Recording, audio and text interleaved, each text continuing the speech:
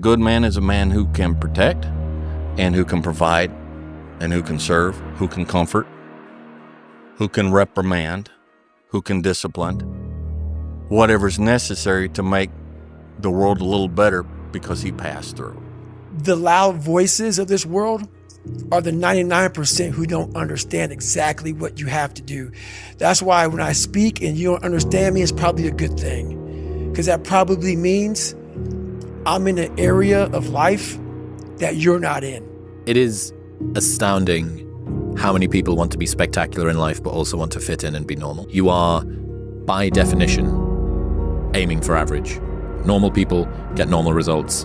Weird people get weird results. You literally can't do what everyone else does and not expect to get what everyone else has. By doing what everyone else does, you guarantee average results. Be the guy who embraces the ugly, the miserable. Be the guy who embraces hard work, the grind. Don't be afraid of being hurt. Don't be afraid of sacrificing some blood. You ask all my teammates, one thing about Michael Jordan was he never asked me to do something that he didn't do.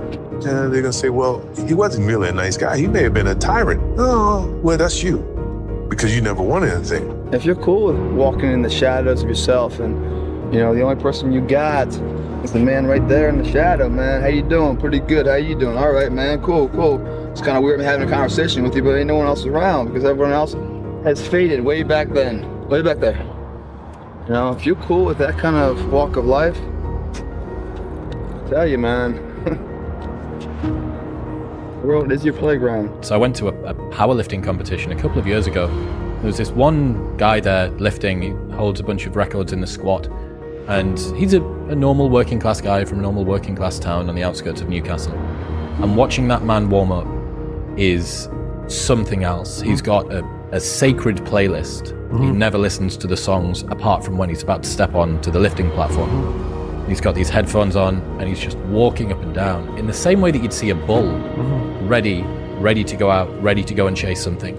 And he steps out on stage and the hairs stand up on the back of your neck. You're watching this guy channel rage, fury. That's the god of war. It's your brother, your mom, your friend.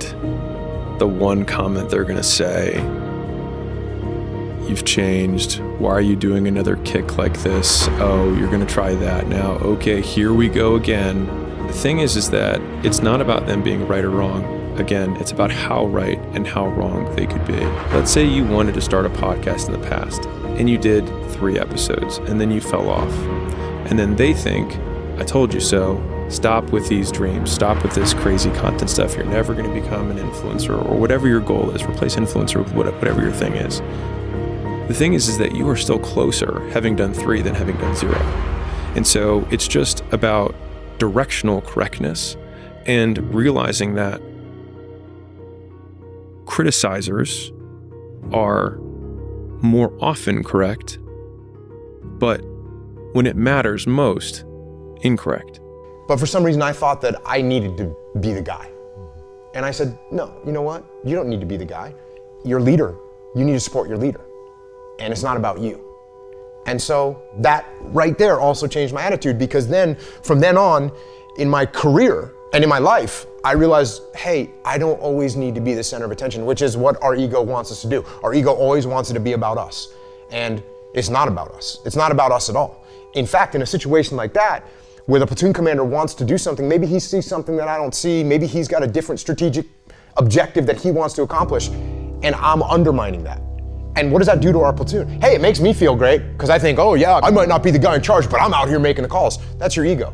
And what you have to do is subordinate your ego and be supportive of the person that's in charge, and you move forward together as a team, because that's what it's about. It's not about me. It's about the team. If you are someone that deals with a crippling sense of insufficiency, your ability to discount any good thoughts you have in your mind is going to be so strong. If you try and lead with positivity first, I need to think it, wish it, believe it, and I will achieve it, your set point of negativity is going to just crush that into the ground. I'm speaking from personal experience, right? As the guy that was chronically unconfident and still has the imposter syndrome that does creep in. You have to start with action. It needs to be, okay, what would have had to to have happened in a week's time for me to look back on that week and find pride in myself. Stop breaking promises to yourself. When you say, I'm going to wake up tomorrow at 7 a.m. and when the option comes to hit the snooze button, don't do it. There's one win that you've got for the day. That's action. Right? You want to leave your job and become a writer. Okay, can you commit to writing one blog post on Substack per week for the next 3 weeks? That would make you feel like less of a loser if you did that. Action has to come first. Winning requires you to go so far deep inside yourself.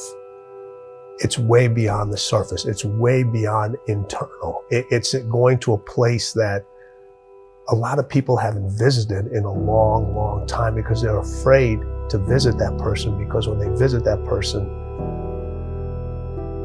they don't know who that person is anymore. Your life is just to live your life inside the world. Try not to bash into the walls too much. Try to have a nice family life. Have fun. Save a little money. But life, that's a very limited life. Life can be much broader once you discover one simple fact, and that is everything around you that you call life was made up by people that were no smarter than you. And you can change it. You can influence it. You can build your own things that other people can use. And the minute that you understand that you can poke life and actually something will, if you push in, something will pop out the other side, that you can change it, you can mold it. That's maybe the most important thing.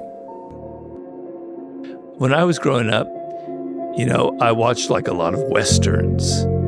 It was the silent hero kind of thing, the Gary Cooper thing. But my idea of masculinity growing up was a man who was in control of himself, who wasn't mean, wasn't pushing people around, who was decent, who treated women well. So treating women well is a masculine virtue, is a good thing. It comes from a position of strength. You're not insecure about your masculinity. You don't have to prove that you're a man by demeaning women, by pushing them around. You can respect women, and respecting them is a sign of your strength, is a sign of being secure in your masculinity. You don't need to put other people down to make yourself feel better. Okay, so we have to redefine these qualities, but there are no icons like out there. You either have the Andrew Tates out there, or you have these wimpy men who are just so afraid of being masculine. Okay, your aggression, your assertiveness, your testosterone, it's a good thing. It's how things get done. It's what energizes you, what puts you in the world. It makes you ambitious. It makes you assert yourself and motivate yourself. It has to be channeled. It has to be disciplined. But you have to see, we were talking about our people-pleasing things and how you reframe it. You have to see who you are and see the virtue in it and see the power in that. Look, I always try to outwork people, right? That's just how I made my mark. So the game was at 7. I was like, you know what? I'm gonna come to the Staples Center because we're playing. This is when the Lakers had Kobe and Shaq. Right. Okay, this is like the championship Lakers. I was like, I'm gonna get there at 3 o'clock, and I want to make sure I make 400 made shots before I go back into the room, and then I sit in the sauna and I get ready for the game. So, get in the car, get to the gym, get there, and as I'm walking onto the court, who do I see? I see Kobe Bryant, already working out. So I worked out for a good hour and a half. And when I came off, after I was done, I sat down, and of course I still heard the ball bouncing. I looked down, I'm like, this guy's still working out. He was working out for it looks like he was in a dead sweat when I got here. And he's still going. And it's not like his moves are nonchalant or lazy. He's doing like game moves, I sit there and I unlace my shoes. I'm like, I want to see how long this goes. So I sit out there and watch. Another 25 minutes. And he got done. I said, okay, I think I've seen enough. Go play, come back, get in the sauna, get ready for the game. That game, he drops 40 on us, okay? And after the game is over, I'm like, I have to ask this guy. I have to understand, why he works like that. Right. So after the game is over, I'm like, hey, Kobe, why were you in the gym for so long? He's like, because I saw you come in. and I wanted you to know that it doesn't matter how hard you work, that I'm willing to work harder than you. Wow.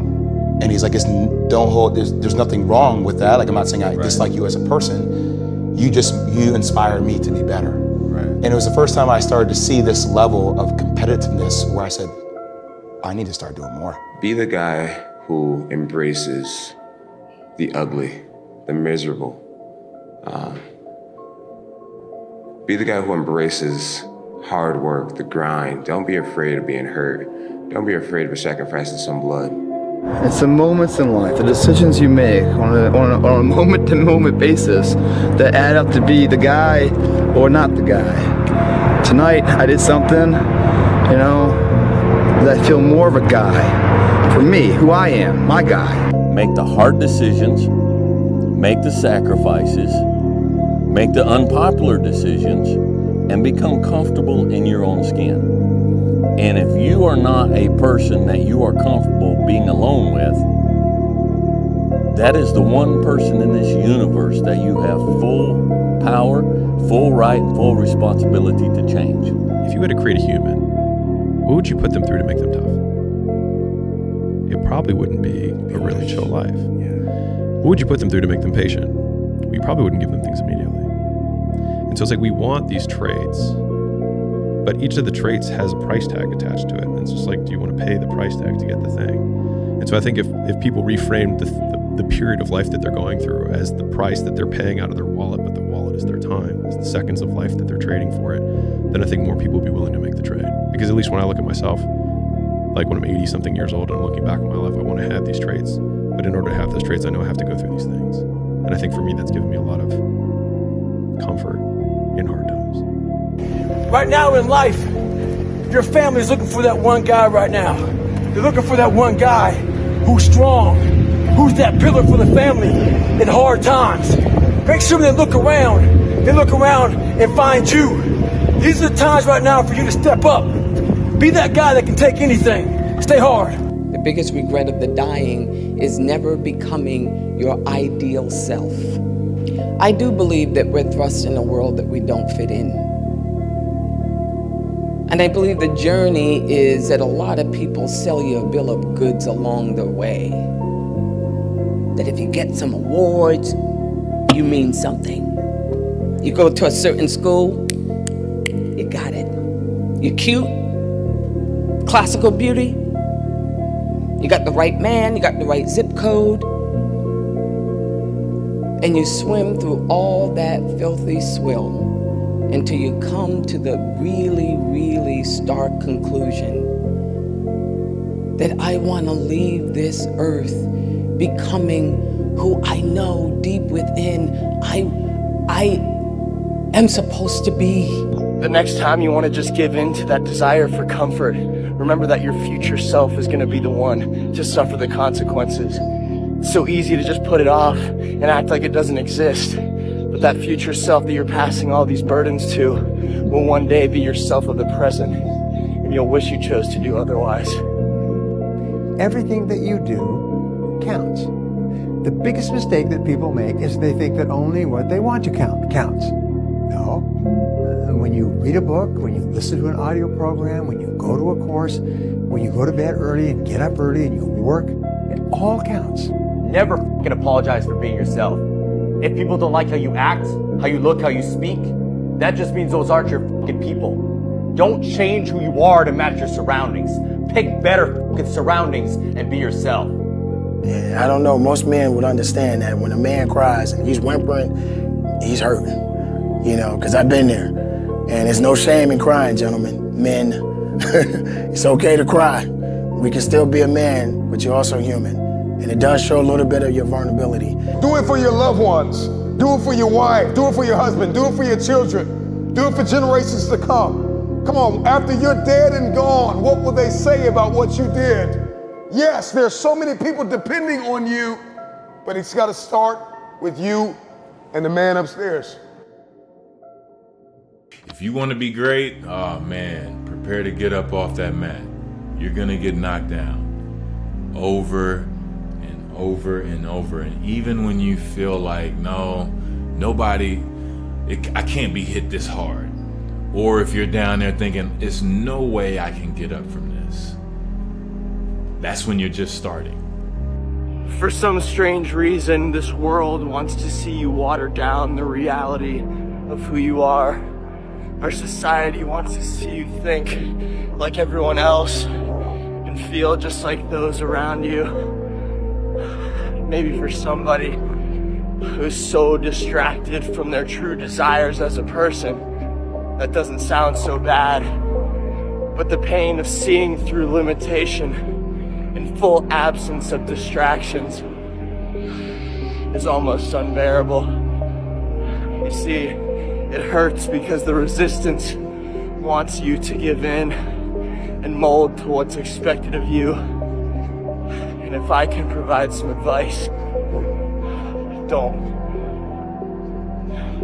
I don't know where you are in your game of life. You may be in your third quarter. You may be in your fourth quarter. Come on, you're not gonna live forever, not in this world, come on. You may be in your first quarter, your second half, and this time it's gotta be personal. See, last time you were just running through the plays. Last time you were just running the songs that you rehearsed in rehearsal. Last time you were just going through the motions and you got numb, come on, and you got tired and weary, and now you're broken and bitter and angry because you lost. And I'm just wondering if you're courageous enough, bold enough, if you have enough faith, come on, if you have enough inside of you, resilience to come back to the scene. This life is relentless.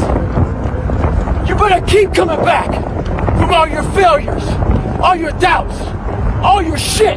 You better keep fighting, keep getting up. Never fucking lay down for shit.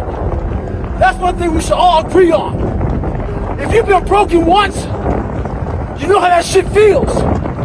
That means, fuck it, try and break me again. You got a lot of people paying their hard-earned money to come watch you perform. It's your job to be in shape. It's your job to be strong enough to perform at that level every single night. And as a competitor, I'm not ducking. Like, it's not, oh my God, my back hurts, I'm sore, we got to play Vince Carter and Toronto Raptors tonight. Pick your mountain, whatever that mountain is, and each journey of the mountain is a million steps, and each day you have to take that step. Yeah. Each day you take that step, you look up at the mountain, you say, that's where I want to go. And then each next day you take your step over and over and over again. Everything was done to try to learn how to become a better basketball player. Everything. And so when you have that point of view, then literally the world becomes your library to help you to become better at your craft. Let yourself go, fall free into it, step into it. You are worthy. You are an unrepeatable miracle, and there is none like you in all the earth. There will never be another you. Your DNA, your fingerprint, come on, your gait, your presence, your authenticity. Come on, you're special and you're necessary.